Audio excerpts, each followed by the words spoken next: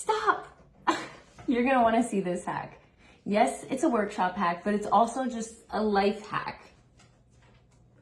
Hey, could you lay down so little tippy taps aren't in the video? You know, all these user manuals that you just have in a drawer someday that you hope you'll be able to access in 2 years when something goes haywire, how do you keep them organized? Like, isn't this the most obvious solution you've ever heard of?